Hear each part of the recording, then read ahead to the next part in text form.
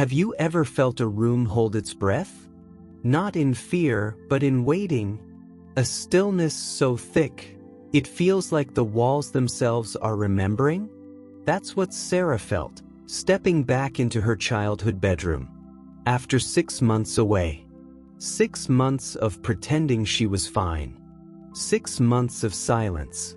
It was October 19th. A Tuesday. Late afternoon light, thin and pale gold, strained through the dusty bay window. It caught the motes dancing in the air, like tiny, lost spirits. Outside, a brittle wind rattled the last stubborn oak leaves clinging to skeletal branches. Autumn in upstate New York wasn't just a season. It felt like the world exhaling, letting go. The air inside the old Victorian house was cold.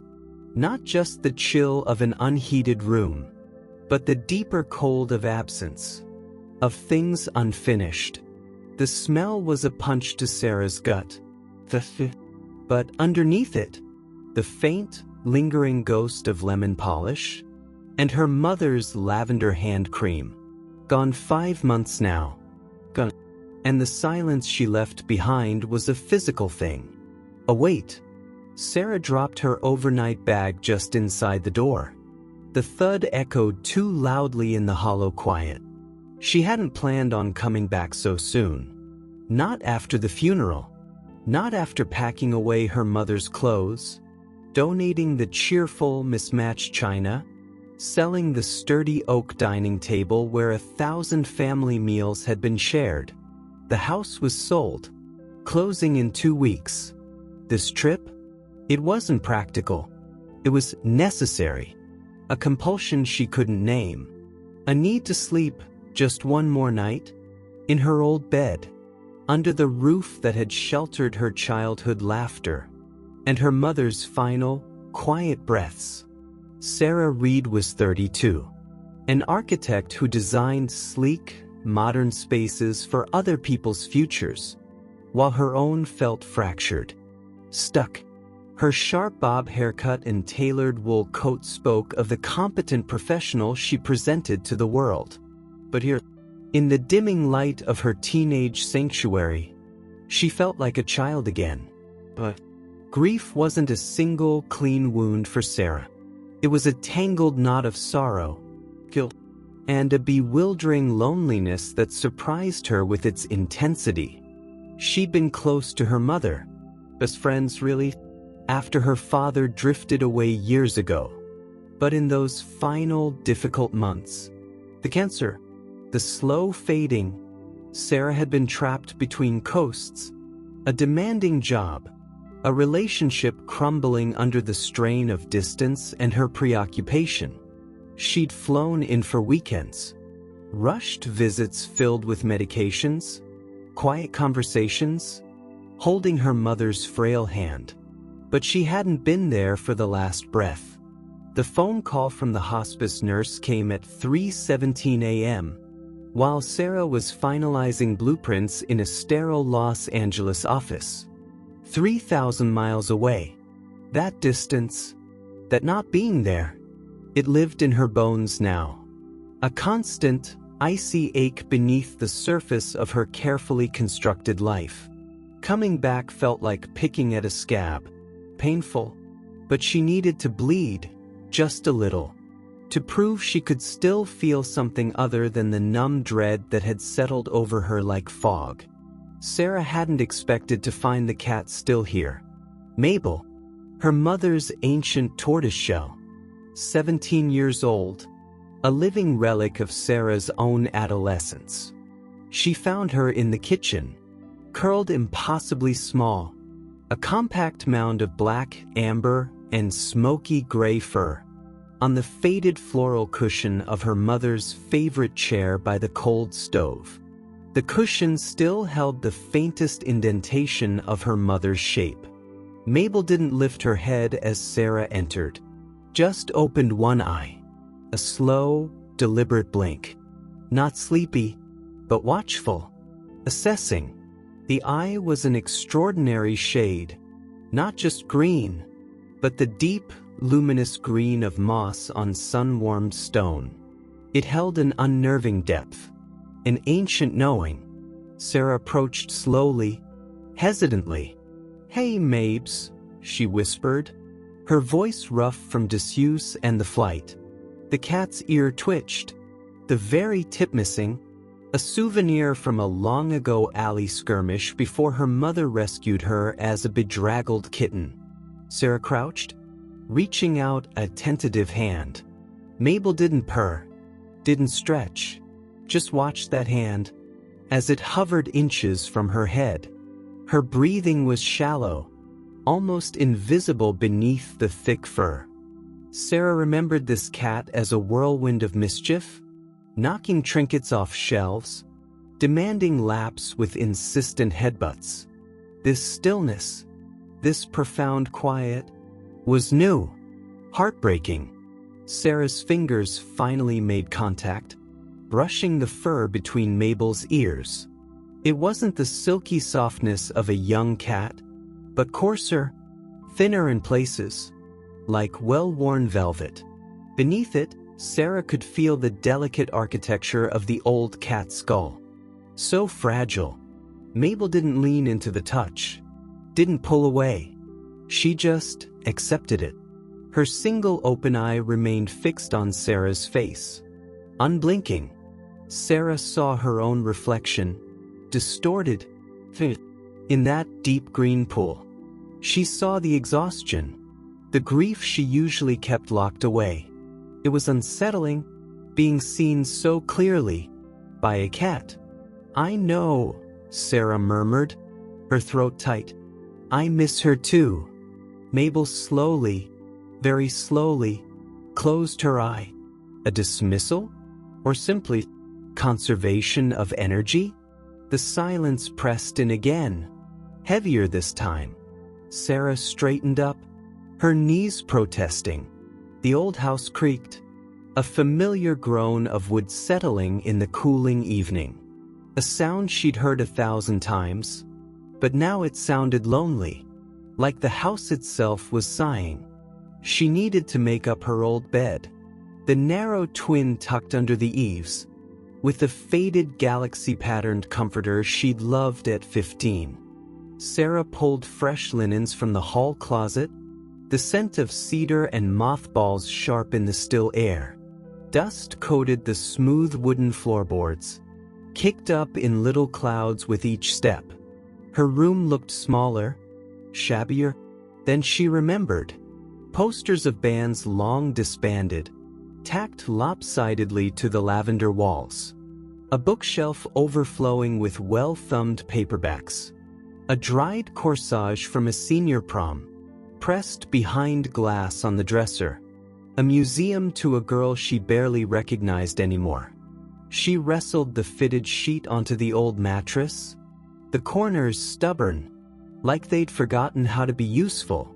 The effort left her slightly breathless, not from exertion, but from the sheer emotional weight of the task. Tucking in her childhood self, for the last time. Night fell quickly, the pale gold light replaced by deep, velvety indigo outside the window. Sarah changed into soft flannel pajamas, the fabric worn thin and comforting. She turned off the overhead light, leaving only the small, ceramic lamp on her nightstand glowing, casting long, dancing shadows. The room felt cavernous, and yet claustrophobic, filled with the whispers of the past. She slid under the cool sheets, the galaxy comforter pulled up to her chin. It smelled faintly of dust and time. She stared at the ceiling, the familiar pattern of cracks in the plaster, like a map to another world. Her mind raced, images flashing. Her mother's smile, the hollows of her cheeks in those final weeks, the sterile beep of machines in the hospice, the impersonal tone of the nurse's voice on the phone. "I'm so sorry to tell you this, Ms. Reed. She passed peacefully about 20 minutes ago." The crushing weight of being too late. Sarah squeezed her eyes shut, trying to push the memories away. At her escaped, tracking a hot path down her temple, disappearing into her hairline. That's when she heard it, the soft sound, almost imperceptible, the whisper of fur against the wooden floorboards in the hallway. Slow, deliberate, Sarah held her breath, listening. The footsteps paused outside her door. Silence stretched, thin and tense. A faint scratching sound, not frantic, but persistent, like a single claw, gently, methodically, tapping at the base of the door. Scritch, scritch, scritch. Sarah sat up slightly, peering through the dimness. "Mabel," she whispered. The scratching stopped. Silence again. Long seconds passed. Sarah sank back onto the pillow, her heart thudding strangely loud in the quiet. Just as she closed her eyes, there was a soft thump against the door. A low, raspy sound. Not a meow, but something deeper, more guttural. A murmur. An old cat's question. Sarah didn't move. She listened to the silence, thick with waiting. The slow, soft footsteps resumed, fading down the hallway, back towards the kitchen, back towards the cold stove, and the cushion that still held her mother's ghost. Sarah lay perfectly still. The cold in the room seemed to seep deeper into her bones. The emptiness, which had felt like a suffocating blanket moments before, now felt sharp, pointed, like Mabel's absence at the door was a presence itself. A question asked in the dark. "Why you here? Why am I alone?" Sarah pulled the galaxy comforter tighter, trying to trap any lingering warmth. Her gaze fixed on the closed bedroom door. A barrier, not just of wood, but of time and grief, and the unbridgeable distance between a dying mother, a grieving daughter, and an old cat who remembered them both when they were whole. Sleep felt impossible. The silence wasn't just silence anymore. It was listening, waiting. For what? Sarah didn't know. But lying there, in the heart of her childhood, surrounded by the ghosts of who she used to be, and the aching void of who was missing, she felt it deep in her chest. A quiet, seismic shift. Something had begun. Something fragile and terrifying and necessary. It wasn't just about sleeping in an old bed one last time. It was about facing the quiet, the cold, the scratching at the door, and the profound loneliness. On the other side, the house creaked again. A long, low moan that seemed to rise from the very foundations. Sarah shivered, not just from the cold. She turned onto her side, facing the wall, curling into herself, trying to become small, unseen, just for tonight. So the wind picked up, rattling the window pane like insistent fingers, trying to get in. Sarah didn't sleep much that first night. The old house spoke a language of groans and sighs she'd forgotten. Each creak a sentence, each settling beam a paragraph in the story of its emptiness. Dawn arrived, not with a triumphant fanfare, but a slow gray seep through the bay window. It painted the room in shades of ash and regret. She rose stiffly, the galaxy comforter falling away like shed skin. The air was colder still. Her breath misted faintly in the weak light. The silence, that listening silence, felt heavier after the long, restless hours. She padded barefoot down the chilly hallway, the worn floorboards smooth and familiar beneath her soles. Her destination wasn't the kitchen. Not yet. It was her mother's room. The door stood slightly ajar, a dark mouth exhaling cold air. Sarah pushed it open, the hinges whispering a protest she felt in her bones. The room was a still life of absence. The bed, neatly made with a faded floral quilt, looked untouched, too empty.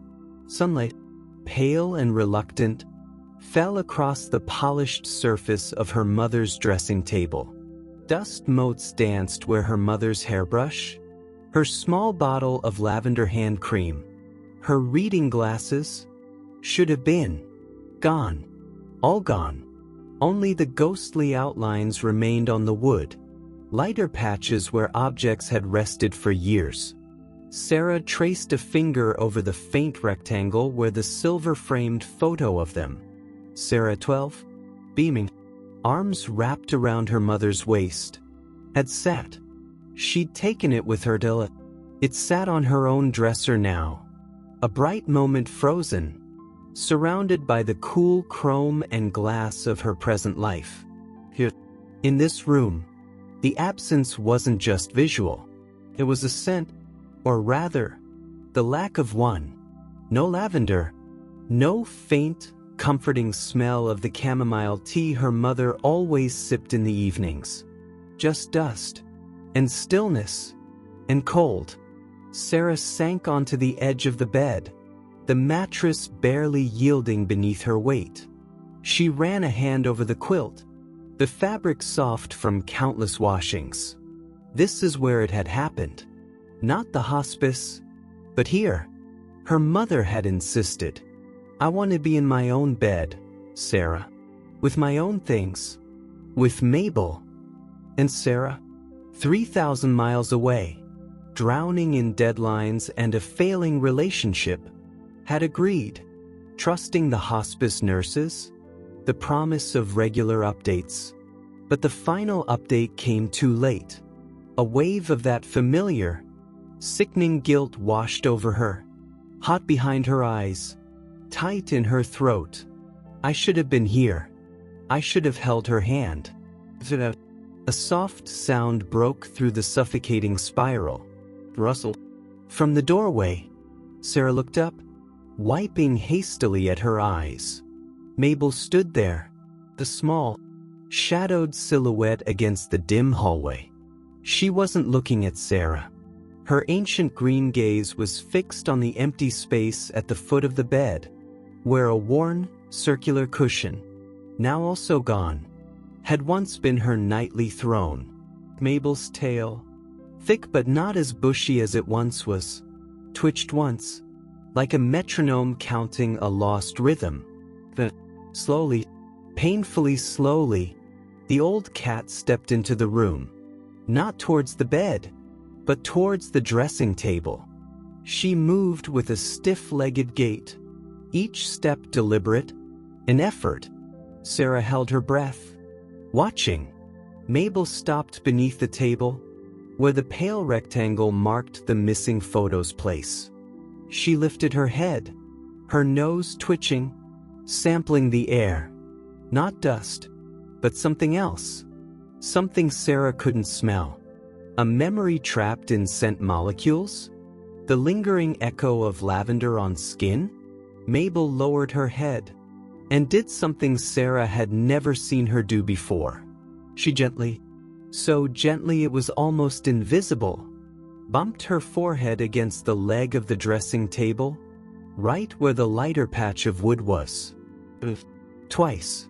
A soft, almost inaudible thump, thump. A greeting? Farewell? A simple acknowledgement of absence? As if the effort had exhausted her, Mabel sank down, curling her body into a tight circle on the cold floor, right beneath that empty space. Her eyes closed, but her ears, the one with the nicked tip twitching slightly, remained alert. Sarah watched the rise and fall of the old cat's flank. Shallow but steady, a strange sense of kinship, profound and wordless, settled over her. They were both pilgrims here, in this room of ghosts, both seeking something, or someone, who was gone. The sharp edge of Sarah's guilt softened, just a fraction, replaced by a shared, silent sorrow. The days blurred into a quiet rhythm dictated by the old house and the ancient cat. Sarah moved through the rooms like a ghost herself, packing the final boxes, labeling them for donation, storage, or the dump. Each object held a weight. Her father's old fishing tackle box, dusty and unused for 15 years, smelled of stale linseed oil and forgotten promises. A chipped ceramic vase Sarah had made in 3rd grade, glazed a lopsided blue, still held the brittle skeletons of dried flowers her mother could never bear to throw away. A stack of handwritten recipe cards, spattered with butter and flour, her mother's looping script detailing Sarah's favorite oatmeal cookies and Jim's beef stew. Jim, her father, the ghost before the ghost. His absence was older, less raw, but woven just as deeply into the fabric of the house. Sarah found herself talking to Mabel as she worked, not expecting answers, just needing to hear a voice, even her own, in the crushing quiet. "She kept these," Sarah murmured, holding up a bundle of Sarah's old school report cards, tied with a faded blue ribbon. Even the one where Mr. Henderson said I talked too much in class. Mabel, perched on a cleared windowsill, bathed in weak afternoon sun, slowly blinked. Sarah chuckled, a dry, rusty sound. Yeah, he wasn't wrong. She opened a box marked Mom's Sweaters. The scent of lavender, faint but unmistakable, rushed out. Sarah buried her face in the soft, nubby wool of a familiar cardigan, the one her mother wore on chilly evenings. The scent was a physical blow, a memory so vivid it stole her breath. Her mother laughing, sipping tea, Mabel purring on her lap, the lamplight warm and golden. Safety. Gone. A sob tore from her throat, harsh and ugly in the empty room. She clutched the sweater, kneeling on the floor, the grief a live thing, ripping through the careful numbness she'd maintained for months. Tears fell hot and fast, soaking into the wool. She cried for the mother she missed, for the final moments she didn't share, for the crushing weight of being an orphan, even at 32, for the life she'd built in LA that suddenly felt flimsy, meaningless. She cried until her ribs ached, until her eyes were raw and swollen. And through it all, she was dimly aware of Mabel. The cat hadn't fled the noise, as Sarah might have expected. Instead, she had shifted slightly on the windowsill. Her green eyes, now, were fixed on Sarah, not alarmed, not judging, just present, watching the storm of human grief with ancient, feline stillness. When the sobs finally subsided into shaky breaths, Sarah wiped her face with the sleeve of her shirt, feeling hollowed out, but somehow lighter. She looked up at Mabel. The cat held her gaze for a long moment. Then, deliberately, slowly, she closed her eyes. A long, slow blink. A cat's kiss. In the dusty silence, it felt like absolution. Mabel revealed herself in increments, like sunlight piercing stubborn clouds. She wasn't the whirlwind kitten Sarah remembered, nor was she entirely the withdrawn ghost Sarah had found on the kitchen cushion. She was something else now, something quieter, more deliberate, profoundly observant. She followed Sarah. Not closely, not weaving around her ankles demanding attention, but at a distance. Sarah would be sorting books in the living room, and sense a presence. She'd find Mabel sitting perfectly still in the doorway, a statue of fur and watchful green eyes. Sarah would move to the dining room to pack china, and minutes later, Mabel would appear, settling on a cleared chair, her gaze tracking Sarah's movements with unnerving focus. It wasn't surveillance. It felt more like guardianship, or perhaps companionship offered on silent, feline terms. She had routines, sacred and unbreakable. Every morning, just as the weak sun hit the kitchen floor, she would make her stiff-legged journey to a specific spot near the back door, with a groan Sarah could almost hear, and then sit, staring out at the overgrown backyard, the skeletal remains of her mother's beloved rose bushes. She did this regardless of rain or Sarah's presence. A ritual, a vigil. Her meals were another ceremony. Sarah had bought the same brand of senior kibble her mother used. She'd placed the small ceramic bowl, chipped on one edge, on the linoleum near the cold stove. Mabel wouldn't approach immediately. She'd wait, sometimes for 5 minutes, sometimes 10, watching Sarah, watching the bowl. Only when Sarah had moved away, busied herself elsewhere, would Mabel pad slowly over. She'd eat methodically, taking small bites, pausing often to lift her head, ears swiveling, listening, always listening. It was heartbreaking, this careful existence. This life pared down to essential rituals, performed with a quiet dignity that commanded respect. Sarah learned to move softly, to avoid sudden noises. She learned the meaning of Mabel's different silences. The alert stillness when she was watching, the deep, boneless relaxation of true sleep, rare and precious, the tense, coiled quiet when an unfamiliar sound intruded, a delivery truck rumbling past, the wind howling down the chimney. She learned Mabel's voice, not the demanding yowls of her youth, but a repertoire of soft sounds. A low chirp when Sarah entered a room, a faint, questioning MRP, if Sarah spoke directly to her, a raspy, almost inaudible purr, like stones rubbing together, that only started after Sarah had been crying with the lavender sweater, and only when Sarah was very still, very close. It wasn't a loud, rumbling engine of contentment. It was a fragile vibration, a secret shared. Sarah found herself seeking it out, sitting on the floor near where Mabel dozed, reading old letters, or simply staring into space, just to feel that faint tremor in the air. Proof of life, proof of connection. The house wasn't just a backdrop. It was a sensory landscape Sarah navigated daily. The smell of dust was constant, a dry, papery scent that coated the back of the throat. But underneath it, layers emerged.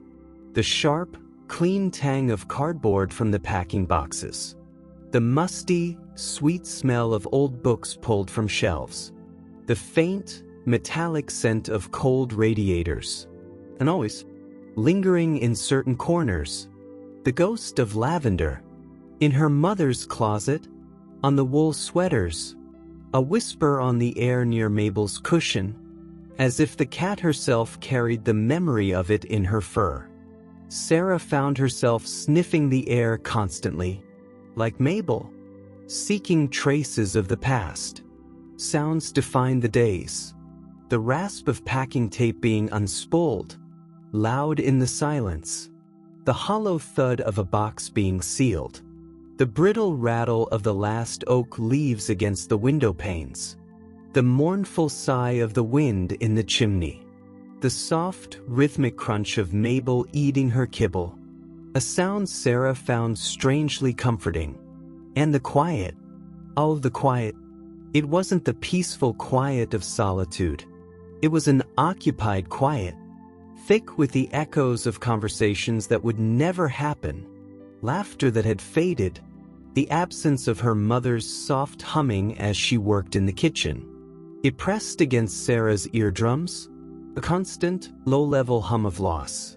Touch became significant. The cold, smooth wood of the banister under her palm. The rough, nubby texture of her mother's favorite Afghan, now folded in a box marked Keep. The brittle, crackling pages of old photo albums. And Mabel, the feel of her fur under Sarah's tentative fingers. It wasn't the plush velvet of a healthy young cat. It was thinner in patches, especially along her spine. Coarser, but warm. So warm. The heat radiating from that small body was astonishing. Sarah learned the contours beneath the fur. The delicate curve of Mabel's skull. The knobby bumps of her spine. The surprising lightness of her frame when Sarah dared, one afternoon, to gently lift her from the cold kitchen floor to the cushion on a chair. Mabel had stiffened for a second, a low grumble in her throat, but hadn't struggled. Once settled on the cushion, she'd sighed, a sound of profound relief, and closed her eyes. Sarah felt the vibration then, that faint, raspy purr, thrumming through her fingertips where they rested near Mabel's shoulder. It felt like holding a tiny, fragile heartbeat, a secret warmth in the cold house. She felt Mabel's breathing too, shallow, but steady, in a fragile rhythm of life, persisting. The nights were the hardest. Sarah slept in her old bed, under the Galaxy comforter. The house seemed louder after dark, more insistent in its whispers. She'd lie awake, staring at the ceiling crack map, listening, always listening, for footsteps in the hall, for scratching at the door, for that low, questioning murmur. The first few nights, silence, only the wind, and the house settling, and the pounding of her own heart. She felt foolish, hoping for a cat who clearly preferred the kitchen, her mother's cushion, the familiar scent of the past, to the presence of the grieving daughter who'd arrived too late. But on the fourth night, it changed. Sarah had been crying again, quietly this time, curled on her side, facing the wall, thinking of the finality of the closing date looming, just over a week away, thinking of Mabel, and the impossible decision about where the old cat would go. To LA? A cross-country flight for a creature so frail? A sterile apartment after a lifetime in this rambling house? Or the unthinkable alternative? The grief felt like a physical weight, a stone on her chest. She cried until exhaustion pulled her towards a fitful sleep. Her breathing hitched, slowed, her body relaxing against her will. She drifted, not quite awake, not quite asleep. That's when she heard it. Not scratching, not a murmur, the softest thump against the base of her door. The silence. Sarah lay perfectly still, holding her breath. Had she imagined it? The house groaned, a long, low complaint. A sound she hadn't heard since the first night. The whisper of fur against wood. Slow, deliberate footsteps. Approaching her bed. Not stopping at the door this time. Moving past it, into the room. Sarah didn't open her eyes. She feigned sleep, her heart hammering against her ribs. The footsteps paused. She could feel a presence near the bed, could sense the heat, the quiet focus. Seconds stretched, thin as spider silk. She felt it, the slightest dip in the mattress near her feet. So faint, she might have dismissed it as the old spring settling. But it was followed by another, closer, then another. Slow, careful, testing. Mabel was climbing onto the bed. Sarah remained frozen, eyes closed, afraid any movement might shatter the moment. She felt the warmth drawing nearer, moving up the length of the bed beside her curled form. The faint scent of dust and old fur reached her. And then, the pause. right beside her hip. Sarah could hear Mabel's breathing now, a soft, shallow sigh. She could feel the heat radiating from the small body, closer than they'd ever been. What was she doing? Sarah waited, tense. A touch, light as thistledown, on her arm, just below the sleeve of her pajama top. The barest brush of fur. Mabel was sniffing her. Carefully, methodically. Sarah held her breath. The sniffing moved, up her arm, across her shoulder, pausing near her neck, where tears had recently dried. Mabel made a soft sound, not a purr, not a meow, a low hum, deep in her chest, thoughtful. The warmth shifted. Sarah felt the mattress dip slightly nearer her chest. She sensed Mabel settling, curling herself into a compact circle, right beside Sarah's torso. Not touching, but close. So close Sarah could feel the warmth emanating from her like a tiny furnace. The raspy purr started then. Fragile, but unmistakable. A vibration Sarah felt more than heard, thrumming through the mattress, through the pillow, seeping into her bones. It was a sound of profound contentment, a peace. Sarah lay still, tears welling again, but different tears this time. Not the hot tears of guilt and grief, but something warmer, softer, relief, connection. She slowly, ever so slowly, uncurled her arm from beneath the comforter. She didn't reach for Mabel. She just let her hand rest on the mattress between them. An invitation, a silent offering. She waited, breathing shallowly. The purr continued, a fragile rhythm in the dark. The movement, a shift of weight. The warmth drew nearer. Sarah felt the delicate pressure, the surprising weight of a single, small paw, placed gently, deliberately, onto her open palm. The pads were rough, like worn velvet. Solid. Mabel didn't move her paw away. She left it there, a small anchor in the vast sea of the night, of grief, of the old house holding its breath. Her purr deepened, just slightly, a quiet rumble of trust. Sarah closed her fingers, ever so gently, not holding, just cradling the small paw, feeling the fragile bones beneath the fur, feeling the steady, life-affirming beat of Mabel's heart, transmitted through that single point of contact. In the darkness, with the wind rattling the window, and the house sighing around them, Sarah finally slept, truly slept, not alone, but with the warm weight of an old cat's trust, and her small paw, resting like a promise, in her hand. The shift wasn't dramatic. It was quiet, profound, a single step across an invisible threshold, from loneliness towards something else, something shared, something beginning. The fragile truce of the nights continued. Mabel came.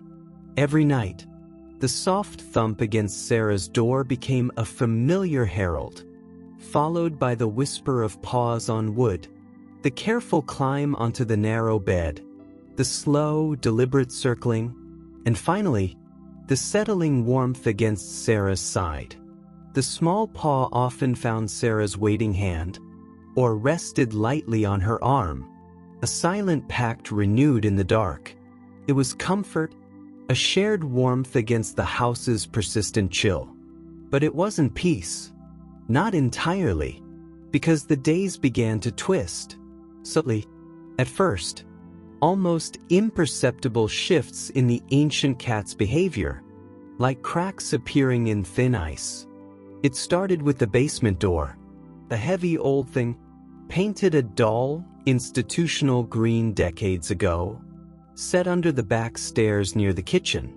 Sarah rarely thought about it. The basement was a realm of cobwebs, forgotten holiday decorations, her father's abandoned workbench, and the groaning, ancient furnace. Cold air seeped from beneath the door, a constant, low-level draft Sarah automatically skirted. Mabel, however, began to linger there, not casually, but with an intensity that felt new. Unsettling. Sarah would find her, not curled, but sitting bolt upright, a stiff sentinel, a foot away from the door. Her green eyes, usually so watchful of Sarah, or gazing out the kitchen window, would be fixed unblinkingly on the green wood, not at the handle, but at the base, where the door met the worn linoleum. Her ears, usually relaxed or twitching at ambient sounds, would be pricked forward, perfectly still, utterly focused. Sarah would speak. "Mabel? Everything okay?" The cat wouldn't flinch, wouldn't turn her head, just remained, a statue of fur and concentration. Sarah would shrug it off, attributing it to the quirks of old age, or perhaps the draft carrying some faint, intriguing scent from below. But then, the staring sessions grew longer, more frequent. Mabel began neglecting her morning sunspot vigil by the back door. Instead, she'd station herself by the basement door, sometimes for an hour, motionless, except for the slow rise and fall of her breathing. The first time Sarah saw her actually touch the door, it sent a strange chill down her spine. She was packing dishes in the dining room, heard a faint, persistent sound. Scritch, scritch, scritch. Not frantic. Not the sound of a cat wanting in or out. It was slow, methodical, tentative, like testing. Sarah walked quietly into the kitchen. Mabel was there, not sitting, but standing close to the green door. Her right front paw was slightly raised. A single claw, extended, was gently, almost thoughtfully, tapping the base of the door. Scritch, scritch, scritch. The same rhythm Sarah had heard outside her own bedroom door that first night. "Mabel," Sarah said, louder this time. The claw retracted instantly. Mabel turned her head, slowly, her green eyes meeting Sarah's. There was no guilt there, no mischief, just that deep, unfathomable watchfulness. And something else, a quiet intensity Sarah couldn't decipher.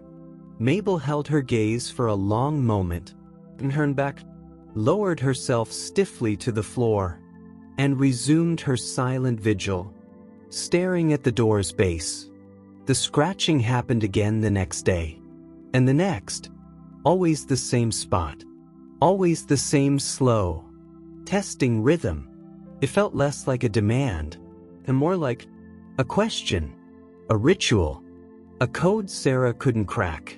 Sarah tried logic first. Maybe a mouse? The basement was prime rodent territory. She bought humane traps, baited them with peanut butter, and ventured downstairs for the first time. The air was colder, danker, thick with the smell of damp concrete, and something vaguely metallic. Old pipes. She placed the traps in corners, near the furnace, behind boxes of mildewed books. Nothing stirred, no skittering, just the oppressive silence, broken only by the furnace kicking on with a shuddering groan. She checked the traps daily. Empty. Mabel's behavior didn't change. If anything, it intensified.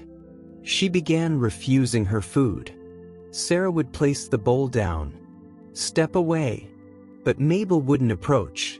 She'd remain by the basement door, or pace restlessly between the door and her untouched food, emitting a low, anxious sound, not a meow, but a soft, worried murr deep in her throat. She'd look at Sarah, then at the door, then back at Sarah. The message, though wordless, was becoming clear. Down there. Something down there. Sarah felt a prickle of unease. Sharper than before. It wasn't fear of the basement itself, though its cold gloom was uninviting. It was the intensity of Mabel's focus. This cat, who moved with such economy, who conserved her energy like a precious resource, was expending it wildly on this fixation. What did she know? What did she remember? Sarah found herself standing before the green door too, staring at the spot Mabel scratched. The paint was slightly worn there now, tiny flecks missing. She knelt, running her fingers over the scratches. They felt deliberate, not random clawing. She pressed her eye to the narrow crack where the door met the floor. Darkness. Cold air. The faint smell of damp and dust. Nothing unusual. She pressed her nose to the crack. Inhaled deeply. The metallic tang. Something else. Faint. Almost obliterated by the stronger smells. But there. Lavender. A ghost of it. Fresher than the lingering scent upstairs. Her mother hadn't used the basement in years. Sarah's unease deepened, twisting into a coil of anxiety in her stomach. What was down there? Why was Mabel so obsessed? Why the scent of lavender? The conflict wasn't external.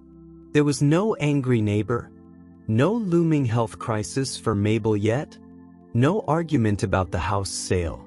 The conflict raged entirely within Sarah. It was a war between curiosity and the crushing weight of unfinished grief. Her architect's mind, trained to solve spatial puzzles, wanted to understand the pattern. Mabel's behavior, the scratching, the staring, the refusal of food until the door was acknowledged. It was a problem to be solved. Open the door? Go down again? Search more thoroughly? But another part of her, the raw, grieving daughter, shrank back. The basement felt like a repository for things best left buried. Her father's dusty tools, symbols of his absence, boxes of her own childhood detritus, proof of time irretrievably lost. And now, Mabel's strange insistence, and that phantom scent of lavender. It felt like prying open a wound that had just begun to scab over. What if she found something painful? Something her mother had hidden? Something related to her illness? Her final days? That Sarah, 3,000 miles away, hadn't been part of? The guilt, that familiar, vicious companion, rears its head. You weren't here. You don't deserve to know her secrets. Fear whispered alongside it. Fear of what the lavender meant. Had her mother come down here? In those final weeks? When Sarah wasn't looking? Had she been looking for something? Hiding something? Sarah avoided the kitchen more. She ate peanut butter sandwiches standing up in the dining room, eyes averted from the green door. She packed faster, more frantically, trying to drown out the silent question radiating from the small tortoiseshell form perpetually stationed nearby. She snapped at Mabel once. Stop it. Just stop staring at that stupid door. The words echoed harshly in the quiet kitchen. Mabel didn't startle, didn't flinch. She just slowly, very slowly, blinked. That deep green gaze held Sarah's. Not accusatory, but patient, infinitely patient, and unbearably sad. Sarah immediately crumpled, sinking to the floor, tears of frustration and shame welling. I'm sorry, Mabes, she choked out. I'm so sorry. I don't understand. Mabel didn't come to her. She just watched. Her stillness now felt heavy, disappointed. Sarah felt like she was failing her mother by avoiding this, failing Mabel by not understanding, failing herself by letting fear win. Mabel's response to Sarah's internal turmoil was layered, complex, deeply feline. She didn't abandon her post by the door. Her vigilance, if anything, became more profound, more urgent. The pacing increased. Stiff-legged circuits between the door and where Sarah worked, accompanied by that soft, worried moan. She scratched more frequently, the scritch, scritch, scritch, a constant, low-level soundtrack to Sarah's packing. It wasn't aggressive, felt compelled, like she had no choice. But Mabel didn't withdraw her nighttime comfort. She still came to Sarah's bed. Every night. The ritual was the same. The thump, the footsteps, the climb, the circling, the settling warmth. But now, when she placed her paw on Sarah's hand, it felt different. Not just comfort, but reassurance. A silent promise. I'm still here. We're in this together. Sometimes, as Sarah lay awake, staring into the dark, torn between dread and the need to know, she'd feel Mabel's head lift slightly. The old cat would turn. Her warm nose would gently, ever so gently, bump against Sarah's cheek, or her temple, once against the closed lid of her eye, where a tear had escaped. It wasn't a lick. It was a nudge. The silent, I know. It's hard, but we need to look. Mabel was being protective, not in a fierce, guarding way, but in a way that said she sensed Sarah's fear and was offering steadfast companionship through it. She was persistent, relentless even, in her daytime focus on the door, refusing to let Sarah ignore it. And she was deeply comforting, in the vulnerability of the night, reminding Sarah she wasn't alone in this. Whatever this was, it was a duality that mirrored Sarah's own conflict. The push and pull, the fear and the need. Mabel embodied both, guiding Sarah towards the inevitable. The turning point came on a gray, drizzly afternoon. Sarah was trying to pack her mother's small writing desk from the living room. A simple oak piece, cluttered with decades of pens, paper clips, expired coupons, and a small, framed photo of Sarah as a toddler, grinning, held aloft in her father's arms. A rare image of him looking genuinely happy. Sarah was carefully wrapping the frame in bubble wrap, her fingers clumsy with a familiar, low-grade dread. Mabel had been unusually agitated all morning, pacing relentlessly by the basement door, scratching more insistently, her low murr almost constant. She hadn't touched her breakfast. Sarah tried to tune it out, focusing on the fragile glass of the picture frame. Scritch, scritch, scritch. Louder, more insistent. A plaintive, rising note. Sarah gritted her teeth. Scritch, scritch, scritch. A final, sharp scrape. Then silence. A different silence. Heavy. Expectant. Sarah looked up. Mabel wasn't at the door. She was standing in the doorway of the living room, staring directly at Sarah. Her green eyes burned with an intensity Sarah had never seen. Not watchfulness. Not patience. Urgency. Pure, undiluted urgency. Mabel held Sarah's gaze, unblinking. Then, slowly, deliberately, she turned her head, looked pointedly down the hallway, towards the kitchen, towards the basement door, looked back at Sarah. The clear, unmistakable gesture. Sarah's breath caught. The bubble wrap slipped from her fingers, crinkling loudly in the sudden, charged silence. Mabel didn't move. She just stood there, a small, tortoiseshell statue, eyes locked on Sarah's, radiating a silent command that vibrated in the air between them. The coil of anxiety in Sarah's stomach tightened into a hard knot. The drizzle outside seemed to seep into the room, a damp chill that had nothing to do with the weather. The scent of lavender, faint but undeniable, seemed to drift from the hallway.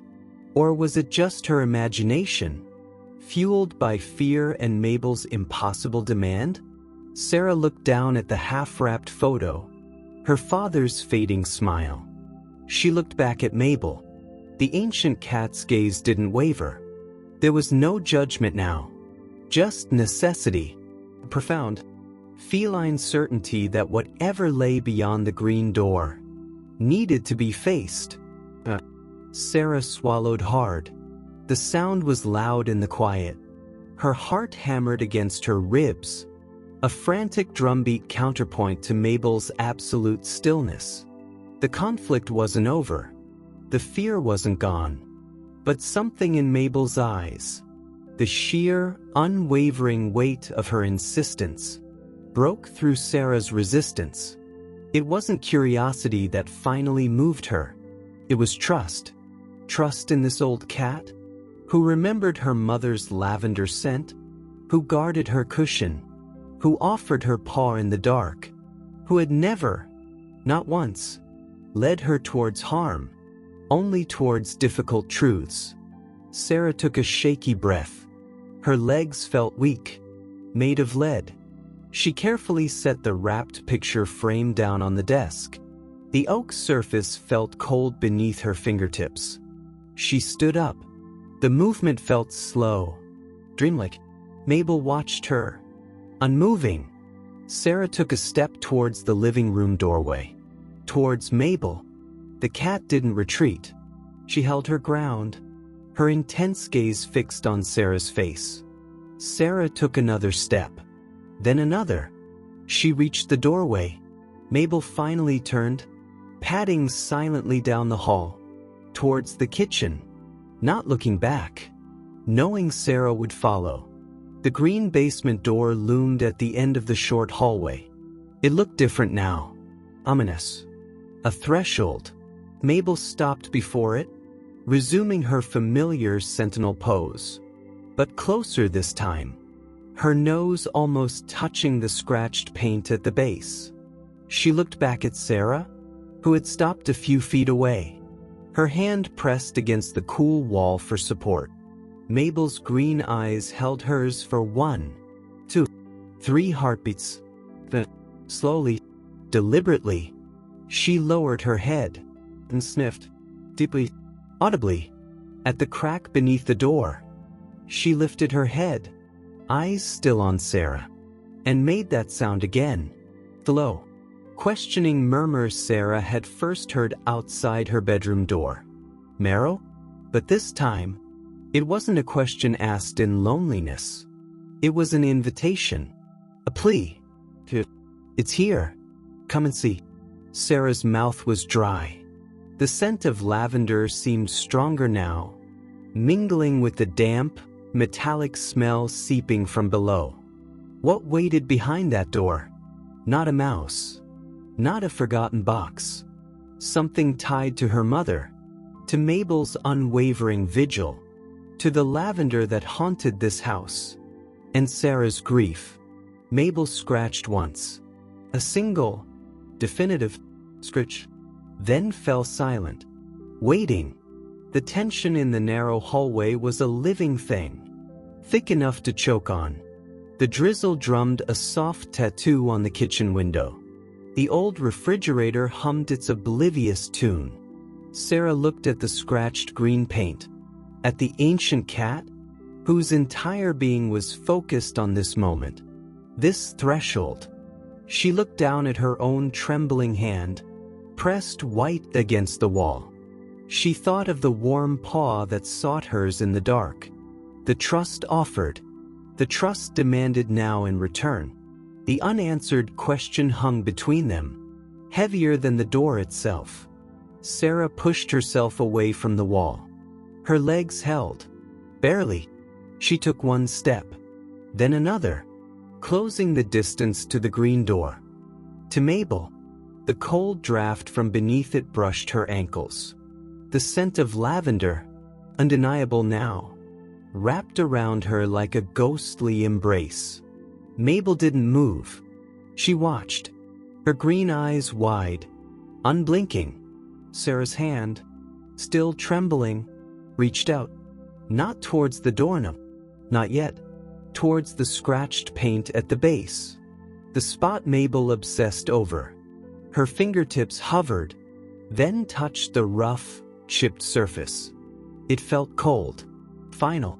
She closed her eyes for a second, drawing in a breath that smelled of dust, metal, and lavender. So much lavender. When she opened her eyes, Mabel was still watching her, waiting.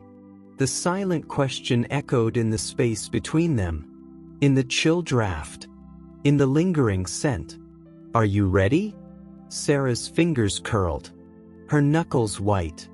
She looked from Mabel's ancient, expectant face to the cold brass doorknob. The turning point wasn't curiosity. It was surrender. To the cat, to the ghost of lavender, to the terrifying, necessary step into the unknown dark below. Her hand moved. Sarah's hand closed around the cold brass knob. It felt like ice or bone. The metal bit into her palm.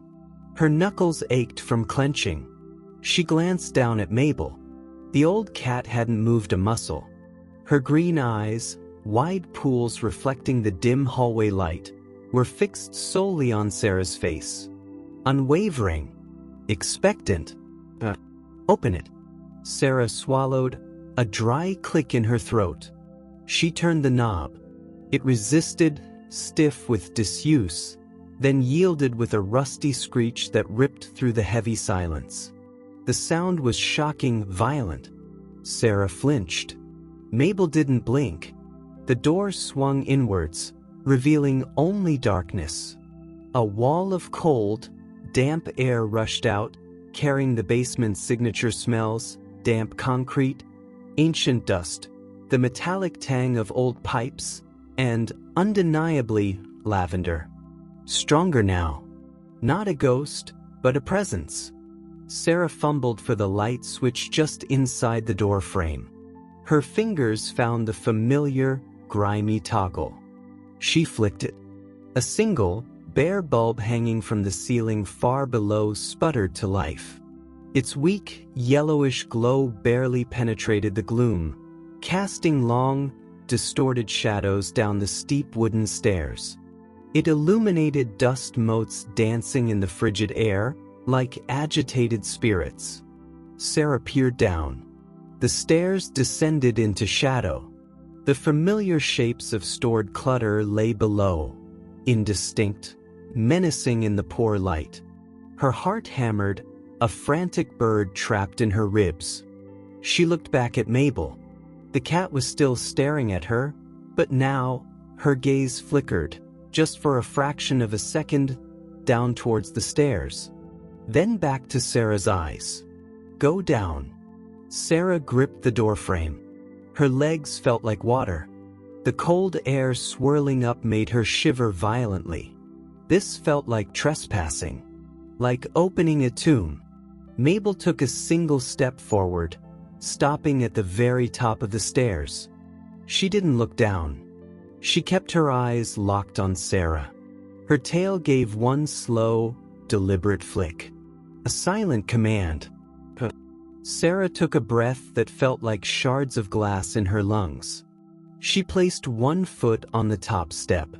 The wood groaned under her weight, a sound that echoed unnaturally in the cavernous space below. Another step. Then another. The cold intensified with each descent. The weak light seemed to recede further above her. The smell of lavender grew stronger, mixed with the damp, creating an unsettling, almost funereal scent. Halfway down, she paused, gripping the rickety handrail. Her eyes scanned the basement. It was as she remembered, yet utterly alien in this charged moment. Her father's dusty workbench piled with rusted tools. Stacks of cardboard boxes. Labels faded, contents mysterious. Old furniture shrouded in stained white sheets, like sleeping ghosts. The hulking furnace, silent now. And the floor, covered in a fine layer of gray dust, undisturbed for years, except near the base of the stairs. Directly below where Mabel had been scratching at the door above, the dust was different. Not completely undisturbed. There were faint, almost imperceptible scuff marks. Not footprints. Smaller, lighter, like something had brushed against the concrete, repeatedly, in the same spot. Near a stack of boxes tucked under the stairs themselves. Sarah's gaze fixed on those boxes. 3 of them, cardboard, water-stained at the bottom. Ordinary. Forgettable. But Mabel, scratching directly above them for days. The lavender scent, strongest here. Sarah descended the remaining steps, her boots landing softly on the dusty concrete. The air was frigid, still. She felt utterly alone, yet profoundly watched. She knew Mabel hadn't followed her down.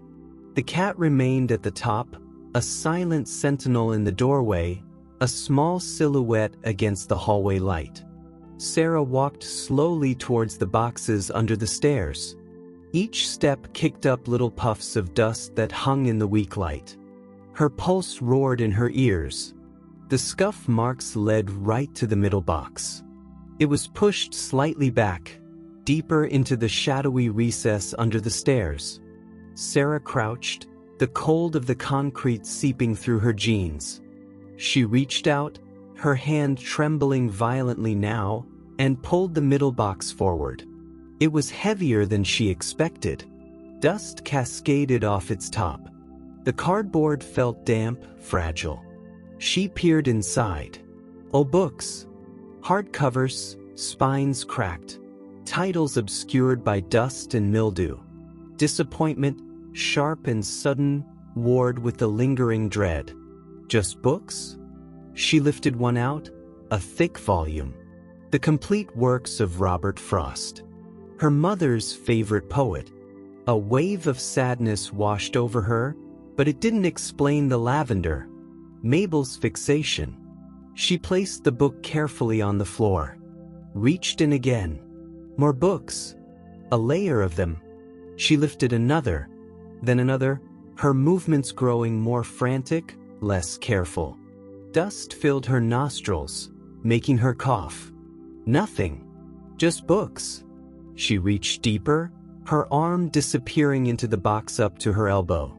Her fingers brushed against something, not cardboard, not book binding. Something soft. Tucked right at the very bottom, beneath the weight of the poetry. Sarah froze.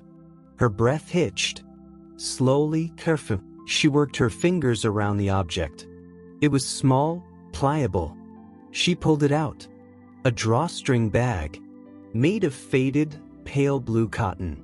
Small enough to fit in her palm. It was dusty, but intact, and emanating the scent, powerfully, unmistakably. Lavender. Her mother's lavender hand cream. The scent was embedded in the fabric. Sarah stared at the little bag, cradled in her dusty hand. It looked familiar. Vaguely. A memory tugged, elusive. She turned it over. It embroidered on one side in slightly faded green thread. Delicate, almost invisible unless you knew to look. A single, stylized paw print. Sarah's breath left her in a rush. She remembered. Oh God, she remembered. It wasn't a bag for hand cream. It was Mabel's. Her kitten bag. 17 years ago, a tiny, terrified tortoiseshell kitten, half-starved, ear-torn, had been found shivering in a rain-soaked cardboard box behind the diner. Sir, 13 years old, had begged to keep her. Her mother, soft-hearted, had agreed. But the kitten was wild with fear, hiding, hissing, refusing to eat. The vet suggested something. A comfort object. Something warm, soft, that smelled like safety. Her mother had taken one of her own small sachets, emptied the dried lavender, and sewn this little bag. She'd filled it with warm rice, microwaved for a few seconds, and tucked it into the kitten's makeshift bed. "It's like a warm heartbeat, little one," she'd murmured, her voice soft as she placed the trembling kitten near it. Something to hold on to. And it had worked. The tiny kitten, drawn by the warmth, the faint, comforting scent of lavender, had eventually curled around the little blue bag, her tiny body shuddering with the first tentative purrs. She'd slept with it for months, carried it around. It was her talisman, her touchstone. As she grew, she'd outgrown it, forgotten it. Sarah hadn't thought of it in 15 years. But her mother, sentimental, practical, had kept it. Why was it here? Tucked under the stairs, at the bottom of a box of poetry, smelling so strongly of lavender? Sarah brought the little bag to her face. She inhaled deeply. Lavender, yes, but underneath it, something else. Something medicinal, faintly acrid. Her blood ran cold. She knew that smell. Her mother's pain medication. The strong stuff. Used only near the end, when the cancer's grip became unbearable. The pieces crashed together, a brutal, devastating puzzle. Her mother, confused perhaps, in those final weeks when Sarah wasn't here. She'd come down here, but to hide the evidence of her suffering? To find something? To escape the watchful eyes of the hospice nurses for a moment of privacy? And she'd brought Mabel's old comfort bag. But for her own comfort now? Had she held it? Clutched it? Like Mabel once had, seeking warmth, seeking the scent of safety, of home, amidst her own terror and pain? Had she tucked it away down here, perhaps after taking her medication, wanting to hide the severity? Or simply forgetting where she put it in the fog of illness? And Mabel knew. Cats remember scents with profound clarity. Mabel had smelled her mother down here. Smelled the lavender, the medication, the unique signature of her person, her home in distress. She'd smelled it seeping up through the crack under the door. She'd known her person had been here, in this cold place, in pain. And she'd waited. She'd kept vigil, trying to get in, to find her, to offer comfort, as she always had. Scratching, not randomly, but at the spot where the scent was strongest, where her person's presence had last lingered. Seriously, hoping her person would come back out. Refusing to leave her post.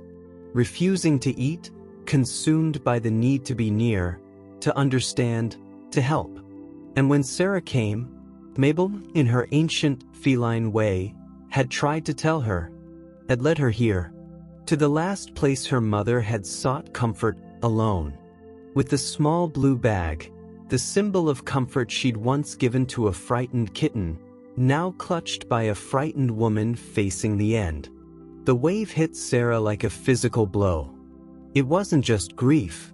It was a tsunami of understanding, guilt, love, and a sorrow so profound it shattered the numbness that had encased her for months. A raw, guttural sob tore from her throat, echoing horribly in the cold basement. Then another, and another.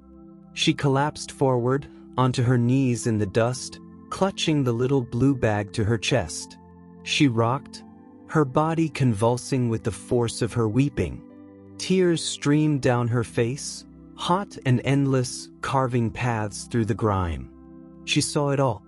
Her mother, frail, terrified, shuffling down these very stairs, clutching Mabel's old bag like a lifeline. Seeking solitude, seeking a familiar scent, seeking the ghost of comfort in the face of the unimaginable. Alone. While Sarah was 3,000 miles away, finalizing blueprints. I should have been here. The words were a ragged whisper, ripped from her soul. I'm so sorry. I should have been here. The guilt she'd carried, sharp and corrosive, now had a specific image, a specific scent. Lavender and medicine in a cold basement. The weight of it crushed her. She curled in on herself, her forehead pressed to the cold concrete, the little bag clenched in her fist, the scent of lavender and suffering filling her senses. She wept for her mother's loneliness, for her fear, for the small, desperate act of seeking comfort in a kitten's forgotten treasure. She wept for her own absence, for the phone call she didn't answer in time, for the hand she didn't hold. The sobs were uncontrollable, racking, emptying her of everything but pure, unadulterated pain. Sarah didn't hear the soft footsteps on the stairs, didn't sense the presence approaching through the storm of her grief. She was lost, adrift in a sea of regret and sorrow, anchored only by the rough concrete beneath her and the soft cotton clutched in her hand. The scent of lavender, medicine, and her person. Sarah watched, transfixed, her own tears slowing. Mabel opened her eyes. They seemed even deeper green, luminous with unshed emotion, or perhaps just the reflection of the bare bulb. She lifted her head, looked directly into Sarah's wet, red-rimmed eyes. And then Mabel did something Sarah had never seen, something that stopped her breath entirely. She leaned forward, past the bag, past Sarah's hand. She pressed the top of her head, firmly, purposefully, against Sarah's damp cheek, right where the tears were still wet. She held it there. The warmth, the softness of her fur, the slight vibration Sarah felt now, not a purr, but something deeper, more resonant, a thrumming connection. It was an embrace, a feline benediction, a silent transmission of shared memory, shared loss, shared understanding. I know. I was here too. I smelled her pain. I waited. I remember. And I'm here. Sarah felt the dam break again, but differently this time. Not the violent sobs of guilt, but a deep, shuddering release of shared sorrow.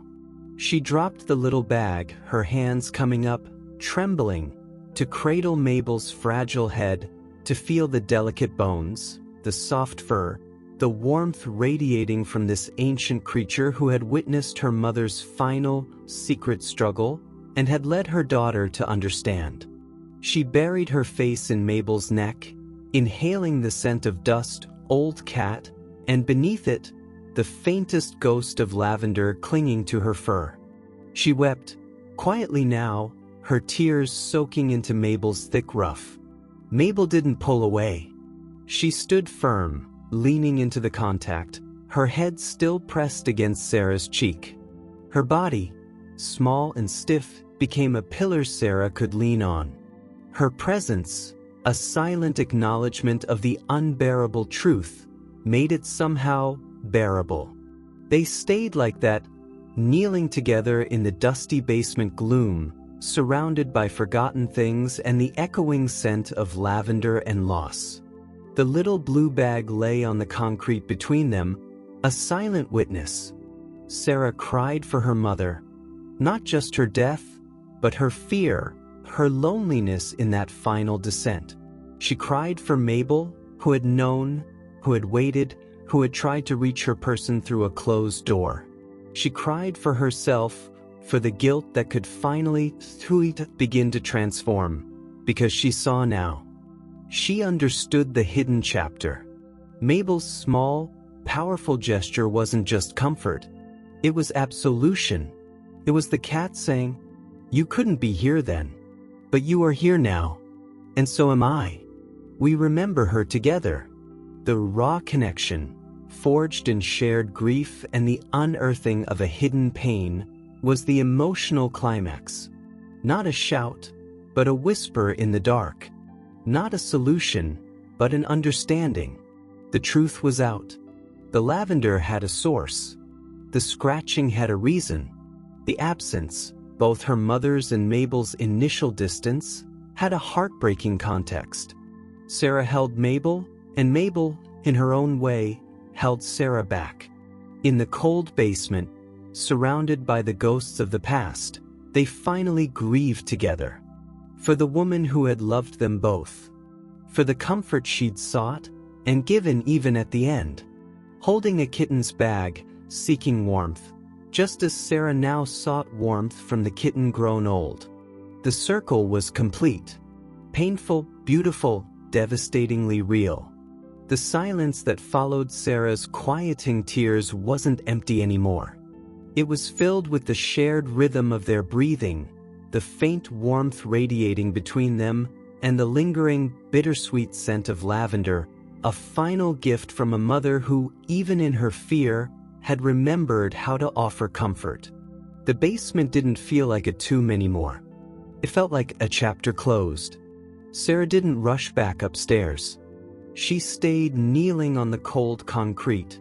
Mabel's warmth a solid anchor against her hip, the little blue bag resting on the dusty floor between them. The raw storm of grief had passed, leaving behind a profound, hollowed-out stillness. But it wasn't the numb stillness she'd arrived with. It was different, cleansed, aired out, like the house itself had finally exhaled a breath held for months. The scent of lavender, mingled with dust and the faint medicinal tang, no longer smelled like hidden suffering. It smelled like memory, like her mother's hands, smoothing her hair, applying cream before bed. Like Mabel's kittenhood, curled around warmth and safety. Sarah picked up the little bag again, her movements slow, reverent. She ran her thumb over the embroidered paw print, faded but enduring. Mabel watched, her green eyes calm, deep pools reflecting the weak bulb light. She didn't try to sniff the bag again. She just observed, as if acknowledging its significance, then releasing it. Sarah tucked the bag gently into the pocket of her flannel shirt. It rested there, a small weight against her ribs, a tangible connection. She took a deep, shuddering breath. The air tasted of dust, but also, somehow, cleaner. "Oh, Mabes," she whispered, her voice raspy from crying, but steady. "Okay." She pushed herself up, her knees protesting. Mabel rose stiffly beside her, a mirror of weary resilience. Together, slowly, they ascended the steep stairs. The green door stood open, framing the brighter hallway light.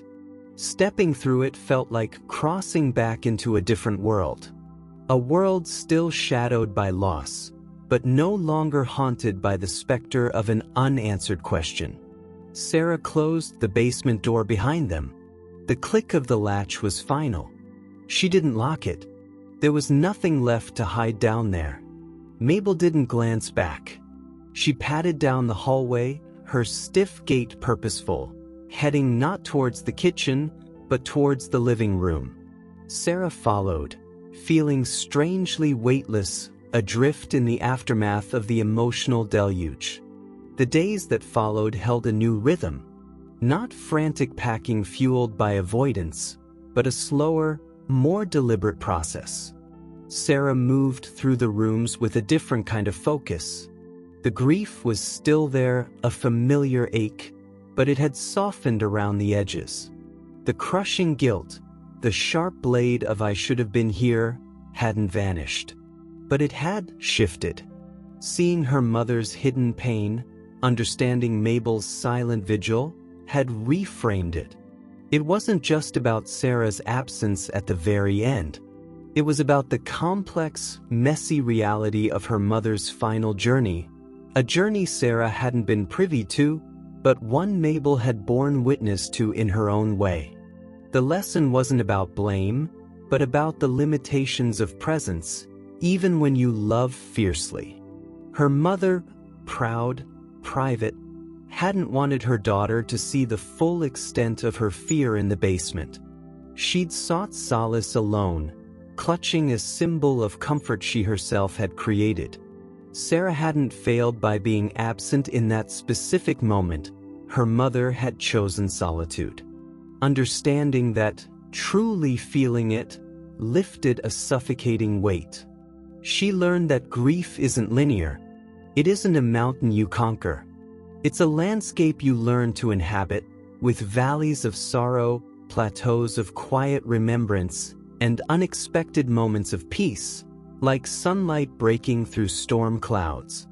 She learned the depth of a cat's memory, loyalty, and silent empathy. Mabel hadn't just been her mother's cat. She had been her companion, her witness, her quiet guardian through the hardest days. And she had, in her ancient, feline wisdom, known Sarah needed to understand that hidden chapter to begin healing herself. The shift was internal, seismic yet quiet. Sarah stopped fighting the house. She started listening to it.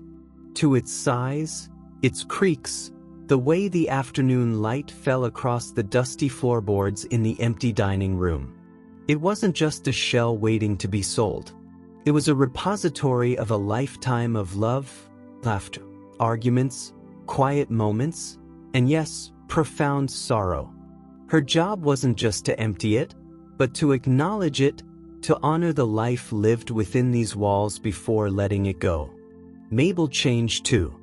The transformation wasn't dramatic, but profound in its subtlety. The vigil by the basement door ended. Completely. The next morning, Sarah found Mabel not stationed sentinel, but curled in her mother's chair cushion in the kitchen, bathed in the weak autumn sun struggling through the window. She looked peaceful. Not vigilant, but resting. Truly resting. She resumed her morning ritual by the back door, gazing out at the skeletal roses, but without the intense focus of before.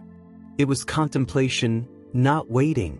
She ate her kibble readily now, approaching the bowl soon after Sarah placed it down, sometimes even giving Sarah a slow blink before starting.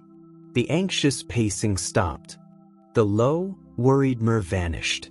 She still followed Sarah, her silent shadow, but the distance felt comfortable, companionable, not charged with unspoken urgency.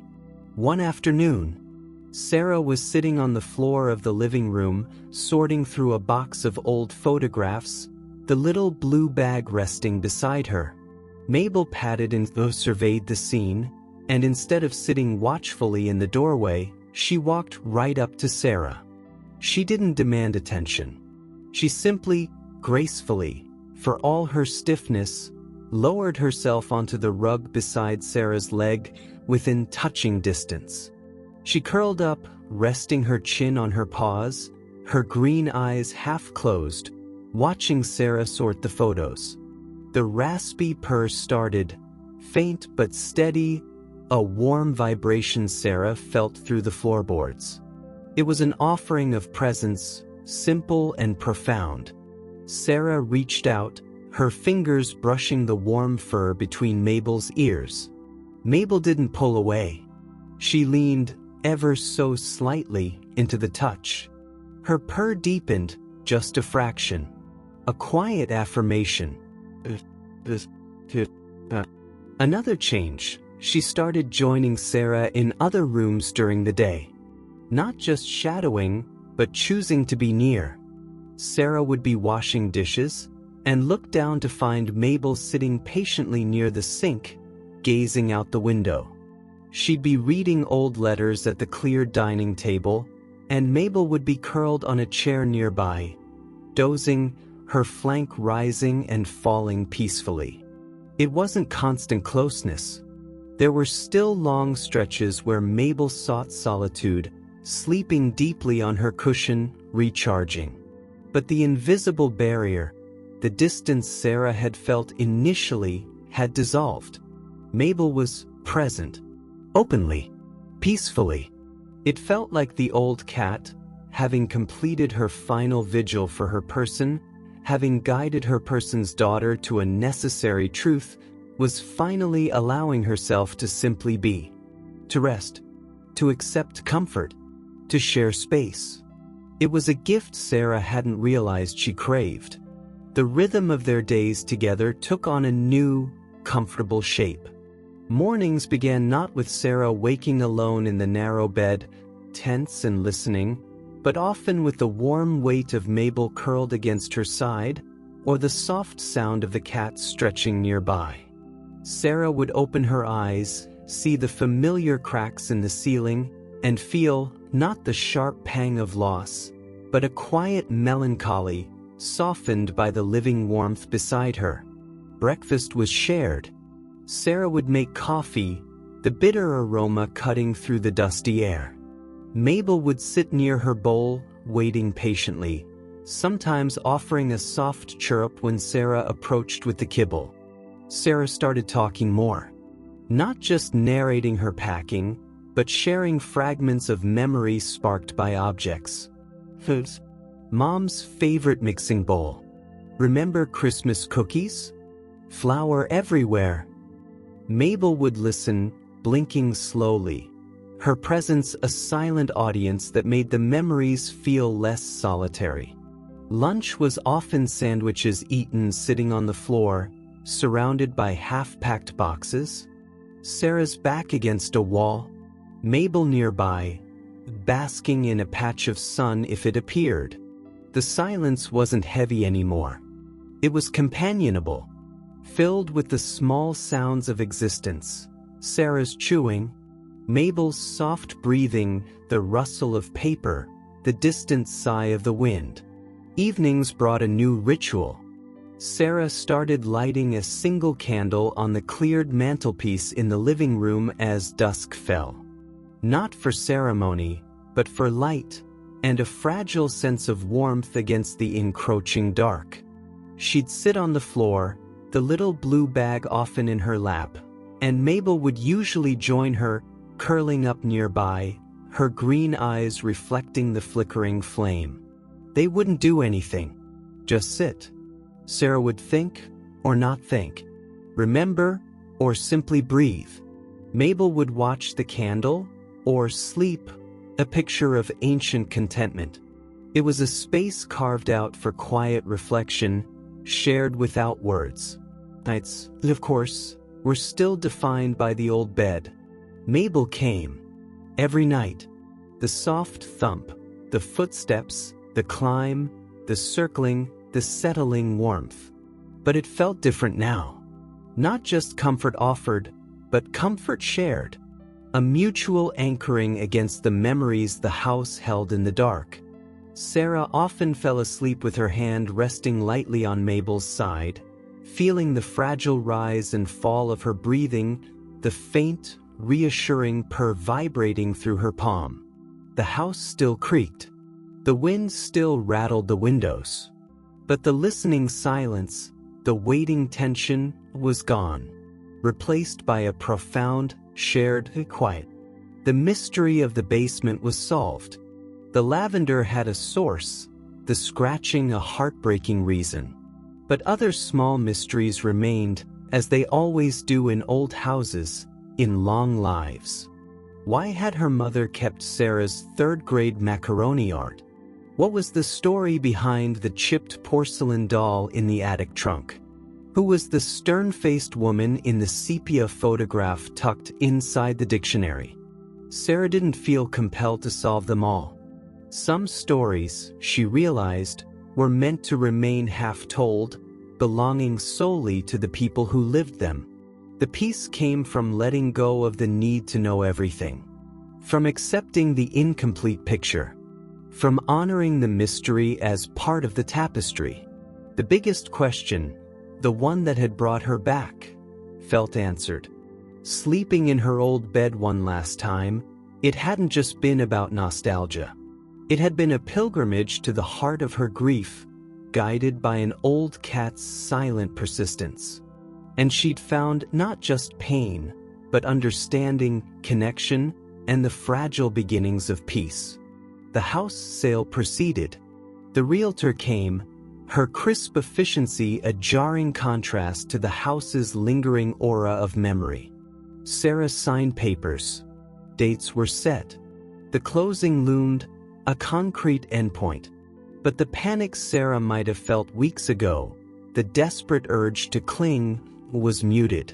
There was sadness, a deep, resonant sorrow at letting go of the physical container of so much love and life. But it wasn't paralyzing. Necessary. The house had served its purpose, held its stories. Now it was time for it to hold new ones. The final night arrived. Sarah's old room was almost bare. The posters were down, leaving pale rectangles on the lavender walls. The bookshelf was empty. The Galaxy comforter, freshly washed, was the only familiar thing left on the stripped bed. Sarah stood in the doorway, looking at the space that had witnessed her childhood dreams, teenage angst, and now this profound journey through grief. It looked smaller than ever. A stage after the play has ended. Mabel padded up beside her, pausing at the threshold. She looked into the room, her green gaze sweeping the empty walls, the bare floor, the waiting bed. She didn't enter immediately. She sat just outside the door, much like she had that very first night. But the posture was different. Not waiting, not questioning. Just observing, acknowledging. Sarah stepped into the room. The floorboards creaked their familiar greeting. She walked to the bed, sat on the edge, the worn springs sighing beneath her. She looked at the spot near the door where Mabel sat. "Last night, Mabes," she said softly. Mabel blinked slowly, deliberately. Then she rose. Not with hesitation, but with a quiet purpose. She walked into the room, her footsteps soft on the bare wood. She didn't pause, didn't scratch. She walked straight to the bed, looked up at Sarah. Sarah patted the comforter beside her. Mabel didn't need help. She gathered her stiff legs, gave a small hop, landed lightly on the mattress. She walked across it, the familiar circling motion, but smoother, less tentative. She found her spot near Sarah's hip, turned around twice, and settled down. She didn't wait for Sarah's hand. She placed her own small paw gently, firmly on Sarah's thigh. Sarah covered it with her own hand. The warmth, the rough pads, the fragile bones beneath were anchors. She looked around the stripped room, the ghostly outlines of her past self lingering in the emptiness. Then she looked down at Mabel, the old cat's eyes already closing, her raspy purr starting up, a soft rumble in the quiet room. The beginning, that first night of tense listening, of unanswered scratching, of profound loneliness, echoed in her mind.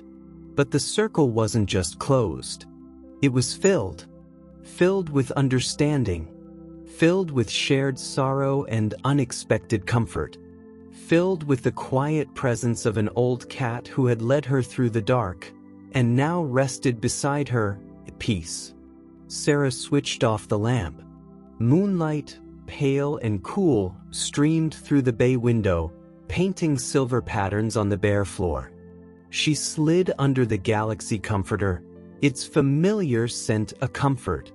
Mabel's warmth was a solid presence against her side, the purr a steady vibration. Sarah placed her hand over the small lump in her shirt pocket, the shape of the blue bag. She closed her eyes. The house creaked, a familiar lullaby. The wind whispered against the pane. But the silence, the vast, listening silence that had terrified her that first night, now felt like a blanket. So, holding her, holding Mabel, holding the memory of her mother, no longer hidden in pain, but present in the scent of lavender, in the worn cotton, in the quiet purr of an old cat finally at rest. Tomorrow, they would leave. But tonight, in her old bed, with Mabel's paw resting on her leg, Sarah felt a sense of completion, a soft closure, not an end, but a gentle turning of the page. The grief wasn't gone, but it had found its place. And beside her, breathing softly, Mabel slept. The morning of the move dawned brittle and clear. A sharp, late autumn sun sliced through the bay window of Sarah's stripped-bare room, illuminating dust motes dancing in the empty space like the last ghosts of memory. Sarah woke slowly, cocooned in the familiar embrace of the galaxy comforter. The first thing she registered was the warmth. Mabel was pressed against her side, a compact furnace radiating heat through the flannel of her pajamas. The second thing was the silence.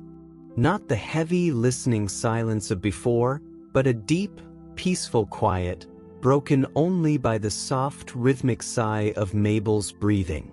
Sarah lay still, savoring it. The weight of the little blue bag in her shirt pocket was a constant, comforting presence against her ribs. It wasn't just a relic anymore. It was a talisman, a tangible piece of her mother's final, private struggle, and her enduring capacity for comfort even in fear. It was Mabel's origin story, stitched in faded blue cotton. It was Sarah's key to unlocking a hidden chapter of grief. Now it was the bridge between past and future. Sarah carefully extracted herself from the bed, trying not to disturb Mabel. The old cat stirred, opening one luminous green eye. She watched Sarah dress in practical jeans and a sweater, her gaze thoughtful, serene.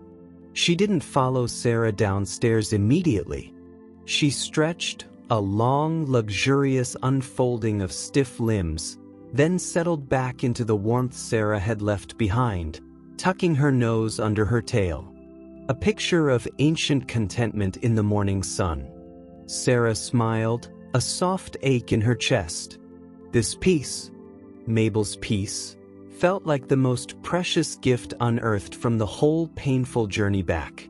Downstairs, the house echoed with emptiness. Boxes stood sentinel in the living room, labeled and ready.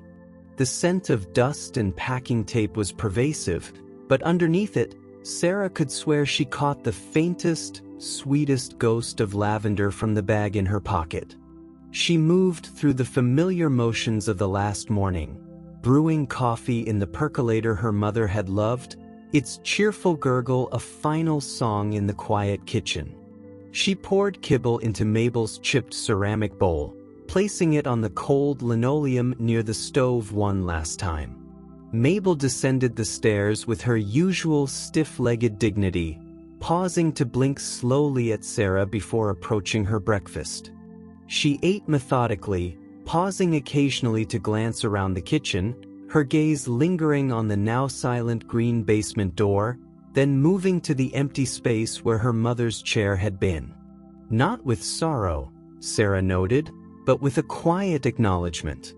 I remember. It was here. The movers arrived mid-morning, their loud voices and heavy boots a jarring intrusion. Sarah ushered Mabel into the empty dining room, the only space left relatively undisturbed, with a bowl of water and her cushion. She closed the pocket doors most of the way, leaving just a crack. "Just for a little while, Mabes," Sarah murmured. "Stay put, okay?" Mabel settled onto her cushion, watching the sliver of light from the doorway, her ears swiveling towards the commotion in the other rooms, but she didn't seem distressed. Just observant, resigned, perhaps, to the necessary chaos of endings. Sarah supervised the loading, the thuds and shouts echoing through the hollowed-out house. Each piece of furniture leaving felt like a piece of her history being carted away. The old oak dining table gone. Her mother's armchair gone. The bookshelf that held her childhood treasures gone. She felt a pang each time, but it was tempered by the weight of the blue bag in her pocket and the image of Mabel, calm on her cushion. The realtor arrived with the final paperwork. Signatures were scrawled. Keys exchanged. A flurry of efficient handshakes and well wishes. And then they were gone. The mover's truck rumbled away. The realtor's sedan disappeared down the leaf-strewn street. Sarah stood alone in the echoing foyer. The silence rushed back in, profound and absolute. It was no longer the silence of waiting, but the silence of departure. The house was truly empty now. Except for her. Except for Mabel. And the ghost. She pushed open the dining room pocket doors. Mabel looked up from her cushion, her green eyes meeting Sarah's. "Okay, the old girl," Sarah whispered, her voice thick. "Just us now. Time to go." She approached slowly, holding out the soft-sided carrier she'd bought for the trip. It was lined with a familiar fleece blanket and Mabel's cushion from the kitchen chair. Sarah had kept it. Couldn't bear to pack it away. Mabel watched the carrier, her expression unreadable. Sarah didn't rush. She crouched, placing the carrier open on the floor nearby. "It's okay," she murmured. "Just for the car ride. Then the new place. For both of us." She reached out, not to pick Mabel up, but to gently stroke the fur between her ears. Mabel leaned into the touch, her raspy purr starting up, a fragile vibration in the vast quiet. Then, with a sigh that seemed to carry the weight of 17 years, Mabel slowly, deliberately stood up. She didn't walk towards the carrier. She walked towards Sarah. She pressed her head against Sarah's knee, a solid, warm pressure. Then she turned, and with surprising grace for her stiff limbs, she walked straight into the open carrier. She turned around once inside, curled up on the familiar cushion, tucked her nose under her tail, and closed her eyes. Her purr deepened, a steady rumble emanating from the carrier. Sarah stared, tears welling. It wasn't just acceptance. It was trust. Complete, unspoken trust. Mabel wasn't just allowing the journey, she was choosing Sarah, now, as her anchor in the upheaval. Sarah carefully zipped the carrier, leaving the mesh front panel open for air. Mabel didn't stir. Her purr continued. Sarah lifted the carrier. It felt lighter than she expected. Or perhaps she was stronger. She took one last look around the empty foyer. The sunlight streamed through the stained glass panel above the front door, casting colored patterns on the bare floorboards. Patterns she'd seen 1,000 times. Never like this.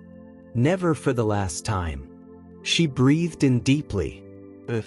Emptiness. And a faint, sweet whisper of lavender from her pocket. "Goodbye," she whispered, not just to the house, but to the girl who grew up here, to the mother who filled it with love and lavender, to the echoes of laughter and tears embedded in its walls. Then she turned, carrier in hand, and walked out the front door. She didn't lock it behind her. Let the new owners deal with that. She carefully secured Mabel's carrier in the passenger seat of her rented SUV, buckling it in. Mabel opened her eyes briefly, blinked slowly at Sarah, then settled back into sleep, her purr a soft counterpoint to the engine turning over. The drive to Sarah's small, rented apartment in LA was long. Hours of highway monotony, punctuated by rest stops where Sarah would carefully unzip the carrier, offer Mabel water, and sit with her on a blanket on the grass, letting her sniff the unfamiliar air. Mabel handled it with remarkable stoicism. She'd explore a few feet, stiff-legged, sniffing tentatively, then return to sit quietly beside Sarah, her green eyes taking in the strange landscapes, the rushing traffic, the unfamiliar smells. No panic. Just watchful acceptance. Sarah talked to her softly during the drive. Not packing narration. Not memory sharing. About the future. It's smaller, the apartment, but it has big windows. Sunlight all afternoon. We'll find you the best spot. There's a park nearby. Not like the backyard, but there are trees. Birds to watch from the window. I know it's not home, not yet, but we'll make it ours. You and me." Mabel would listen, sometimes blinking slowly, sometimes just resting, her presence a quiet reassurance in the moving metal box. It was during these hours, with the highway humming beneath them, that the full impact of Mabel's role crystallized for Sarah. Mabel hadn't just been a companion to her mother. She hadn't just been a guide through Sarah's grief. She had been the catalyst, the living link that drew Sarah back to the house when logic said to stay away. The silent, persistent force that refused to let Sarah skirt the depths of her sorrow and guilt. The key that unlocked the hidden pain in the basement, leading not to more darkness, but to understanding and release. Mabel's vigil, her scratching, her unwavering focus, it wasn't just feline obsession. It was love. A deep, wordless, enduring love for Sarah's mother that manifested as a desperate need to understand her absence, and then, remarkably, transformed into a profound act of love for Sarah. By leading her to the blue bag, Mabel hadn't just revealed her mother's hidden moment of fear. She had given Sarah the gift of context, the gift of knowing her mother, even in her vulnerability, the gift of sharing the burden of that final, private sorrow.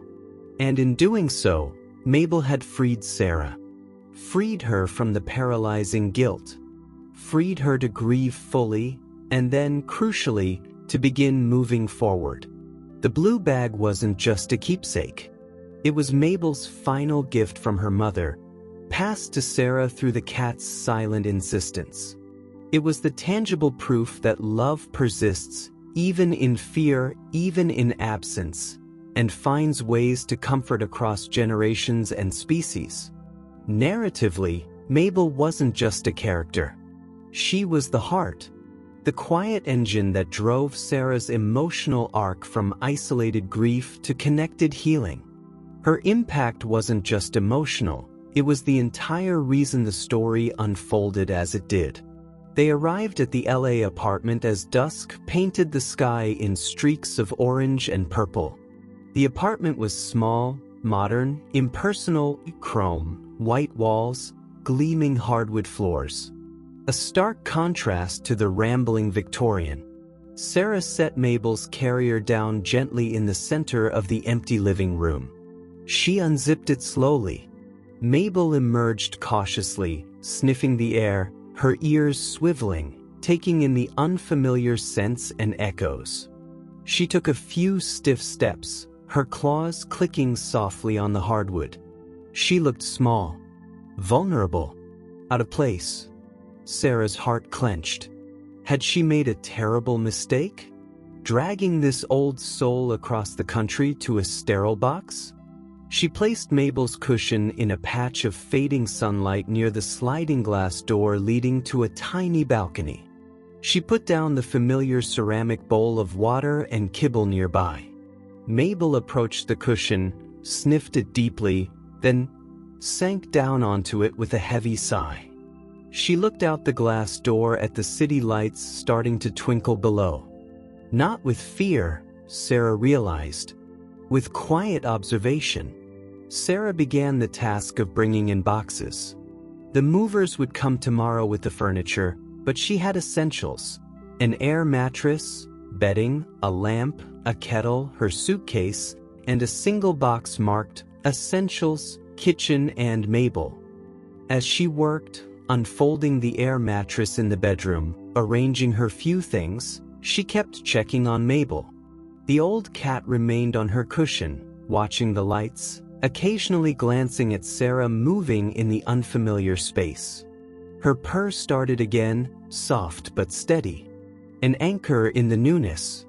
Later, Sarah sat on the air mattress, leaning against the wall, exhaustion washing over her. The blue bag was in her hand. She ran her thumb over the embroidered paw print. Mabel appeared in the bedroom doorway. She didn't enter immediately. She sat looking at Sarah, then at the bag in her hand. Sarah held it out slightly.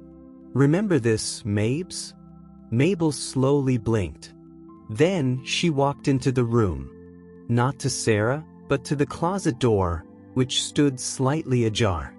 Sarah watched, curious. Mabel sniffed at the base of the door. Then, she did something Sarah hadn't seen her do since the basement vigil.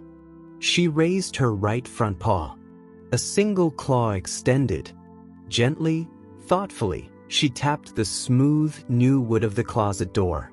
Scritch, scritch, scritch. The same rhythm. But this time, it felt different. Not a question born of desperate longing. Not a demand to access hidden pain. It felt like exploration, mapping, claiming. Sarah's breath caught. Mabel looked back at her, holding her gaze. Then, she turned away from the closet. She walked towards Sarah. She didn't jump onto the air mattress, too high, too unstable yet. Instead, she walked right up to Sarah's legs, curled up on the hardwood floor beside her, and placed her small paw gently on Sarah's ankle. Her purr rumbled louder. Sarah looked from the paw on her ankle to the blue bag in her hand, to Mabel's peaceful, watchful face. The final gift wasn't just the bag. It was Mabel's resilience, her capacity to adapt, to find comfort and offer it, even in a strange new place. It was her silent declaration, "This is our territory now.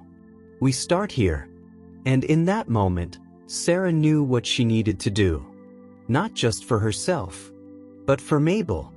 To honor the legacy of comfort, the legacy of the little blue bag.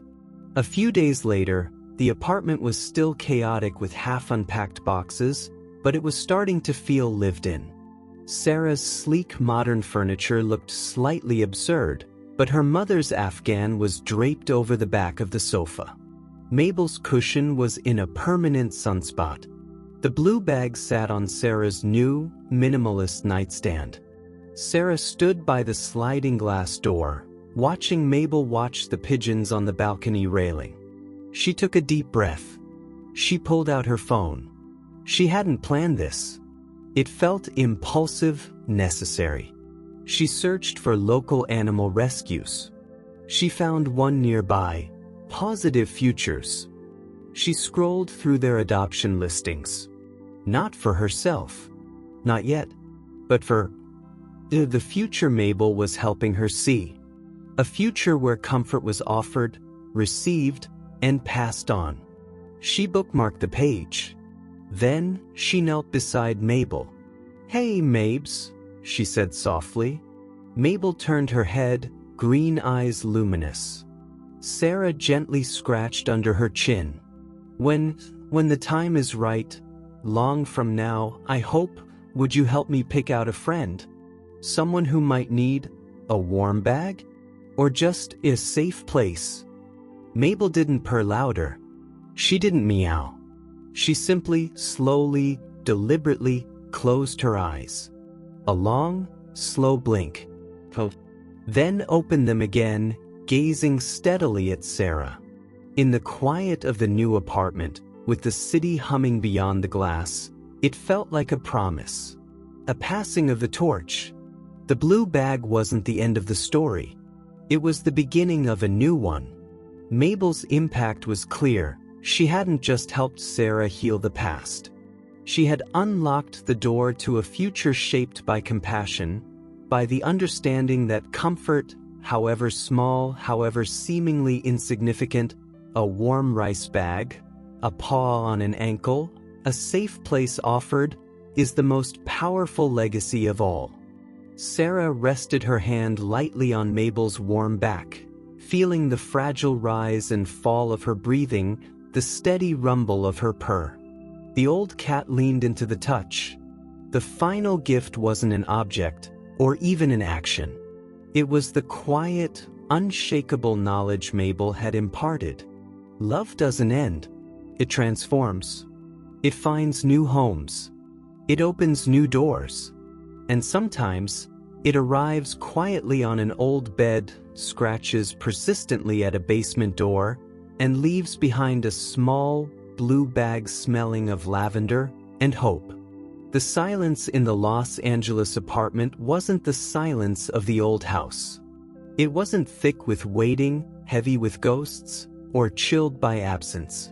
It was softer, a different kind of quiet, filled with the hum of distant traffic, the sigh of the air conditioning, and the palpable echo of a small, profound life that had recently filled the space with warmth and a raspy purr. Sarah sat on the floor, her back against the sofa, the little blue bag cradled in her open palms. Sunlight streamed through the big windows Mabel had loved, warming the spot where her cushion still lay, empty now. The scent of lavender, faint but persistent, rose from the worn cotton, mingling with the smell of sunshine and dust motes dancing in the light. Mabel was gone. It hadn't been sudden nor unexpected. The months in the apartment had been a gentle winding down. More time spent sleeping in her sunspot, basking in the California light she'd never known in upstate New York. Less interest in the pigeons on the balcony. Meals became smaller, eaten slower, with Sarah often sitting beside her, stroking her thinning fur, whispering quiet reassurances. The vet called it simply, her ancient heart, so full of memory and quiet love, was finally, peacefully, wearing out. She passed one night, curled against Sarah's side in bed, just as she had done countless times before. No dramatic struggle, just a soft sigh, a final, fragile breath, and then stillness. Sarah had felt it, the subtle shift, the warmth leaving that small, familiar form. She'd held Mabel close through the long, quiet hours until dawn, weeping softly, whispering thank yous into fur that still carried the ghost of lavender and home. Grief, Sarah realized, wasn't a single mountain scaled. It was a landscape revisited, familiar valleys of sorrow, but also plateaus of profound gratitude and unexpected vistas of peace. Mabel's death reopened the wound of losing her mother, yes, but it was a different ache. Cleaner, somehow. Infused with the deep, abiding knowledge that this small creature had been a bridge between Sarah and her mother's hidden pain, a bridge through Sarah's own isolating grief, and ultimately, a bridge to a different understanding of love and family. Family wasn't always blood. Sometimes, it was an ancient tortoiseshell cat who chose you, not out of obligation, but out of a shared, silent language of loss and loyalty. Sometimes, it was the quiet presence on a too-narrow bed, the paw resting on your hand in the dark, the insistence that led you down cold basement stairs to find a forgotten bag of comfort. Mabel had been unexpected family, fiercely loyal, impossibly perceptive, offering a love that asked for nothing but presence in return. She had given Sarah a second chance, not to change the past, but to understand it, to grieve it fully, and to finally begin healing. The blue bag in Sarah's hands was more than fabric and thread. It was a testament to the unbroken circle of comfort. Her mother had stitched it for a terrified kitten, offering warmth and the scent of safety. That kitten, grown old, had sensed her person's own terror and pain years later, leading Sarah to find the bag again, now imbued with the scent of maternal fear and medicinal lavender. Sarah had held it, wept over it, and understood. And now, she held it, ready to pass its legacy on. Mabel's final gift wasn't just the bag, or even the years of companionship, it was the blueprint for compassion. The understanding that the smallest gesture, a warm sachet, a steady presence, a paw offered in the dark, could be an anchor in the stormiest seas of life. The message wasn't loud. It didn't need to be. It hummed in the quiet apartment, woven into the sunlight and the scent of lavender. It whispered from the empty cushion and resonated in the hollow space Sarah carried in her chest, a space that wasn't just loss, but also the shape of what had been loved. The truth Mabel embodied was this: love isn't erased by absence, it's transformed by memory. Connection isn't broken by silence, it's deepened by understanding. And healing doesn't mean forgetting, it means carrying the love forward, lighter, because it's been shared.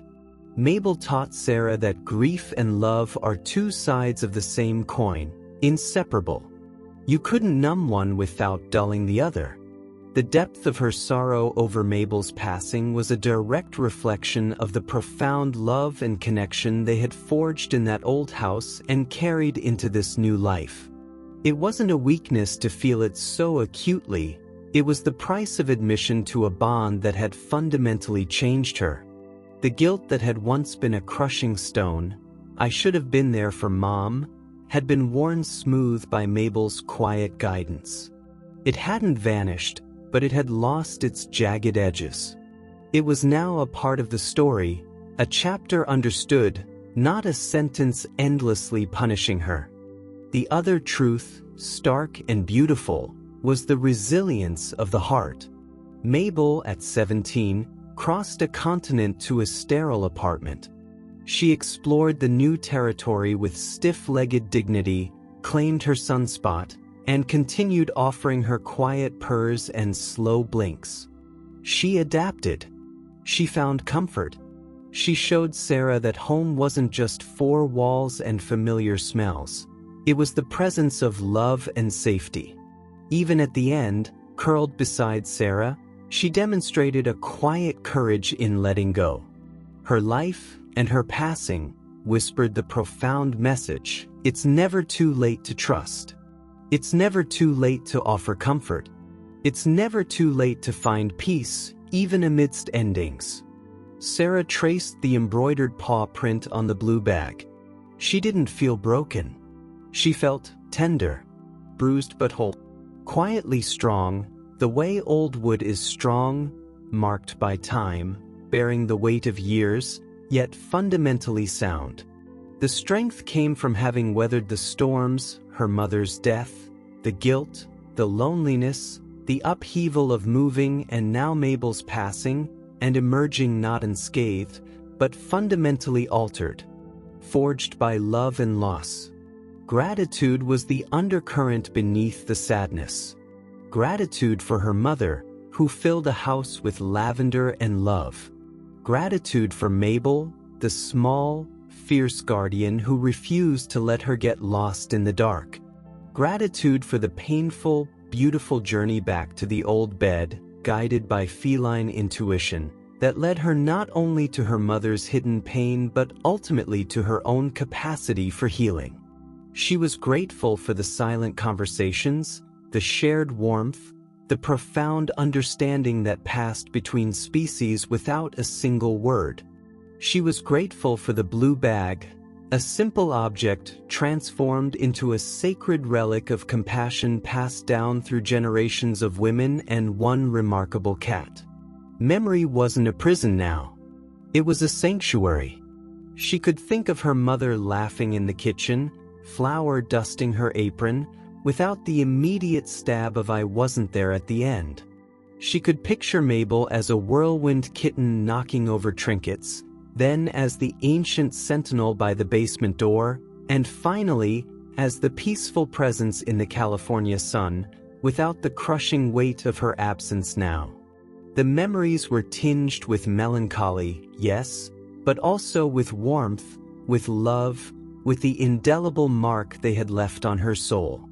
They were threads woven into her being, part of the tapestry of who she had become. She stood up, the blue bag held gently. She walked to the bookshelf, not the sleek modern one, but a small, second-hand oak shelf she'd found at a flea market, a tiny echo of the past. On it sat a few framed photos. Sarah and her mother, smiling, arms linked. Sarah as a teenager with a much younger, mischievous-looking Mabel, and one, taken just months ago, of Sarah sitting on the floor, bathed in afternoon sun, Mabel curled contentedly in her lap, her green eyes half closed in bliss. Sarah placed the little blue bag carefully on the shelf, right beside that last photo. It wasn't hidden away. It was displayed. A testament. A promise.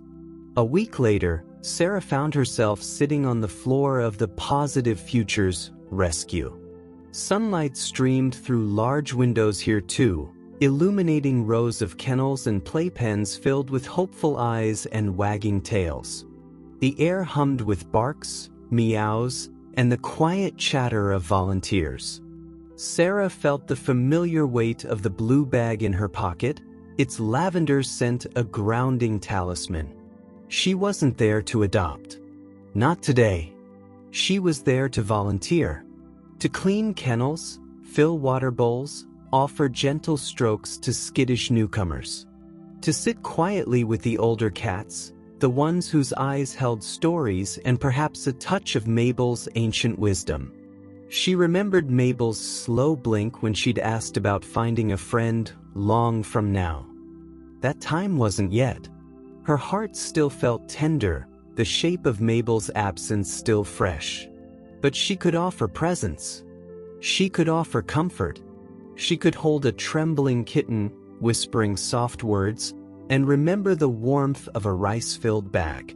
She could sit beside an old tabby, her hand resting lightly on its side, feeling the fragile rise and fall of its breathing, remembering a steady purr that had anchored her in the dark. As she gently brushed a mat from the fur of a shy, senior Siamese named Nimbus, Sarah looked out the window. The city sprawled beneath a vast, blue sky. Life buzzed, relentless and vibrant. She felt the small, rough pads of Nimbus's paw rest tentatively on her knee. Not demanding, just connecting. A small anchor. Sarah placed her hand gently over it, feeling the delicate warmth, the fragile life beneath. She thought of the old house, sold and silent. She thought of her mother's smile. She thought of Mabel, climbing onto her old bed night after night, a small, warm weight against the vast emptiness. She thought of the final night Mabel hadn't come, the profound silence that spoke louder than any purr. She thought of cold basement stairs and a little blue bag smelling of lavender and love and fear. She thought of trust offered across species, across grief, across the chasm of loss. The threads weren't broken. The lavender scent lingered. The paw print on the bag endured. The memories held warmth. The love persisted. It flowed from her mother's hands, stitching a comfort for a kitten, through Mabel's unwavering vigil and gentle guidance, and now, through Sarah's own hands, offering a moment of peace to a nervous cat in a rescue shelter. The circle wasn't closed. It was unbroken, rippling outward, carrying the quiet, enduring power of compassion into an uncertain future. And Sarah understood, as the sun warmed her back and the old Siamese leaned into her touch, that the most powerful legacy we leave isn't in grand gestures, but in the small, persistent warmth we offer to the world, one trembling heart at a time, a warmth that echoes long after the final purr fades into silence, carried on the ghost of lavender and the memory of a paw resting trustingly in your hand.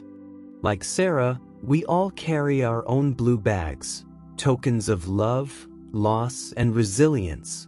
If this story of unexpected family and quiet healing touched your heart, subscribe for more deeply emotional tales that explore the invisible threads connecting us. Hit that bell icon to get notified every time we share a new story that might just change how you see the world. Comment below, what small comfort has anchored you in a storm?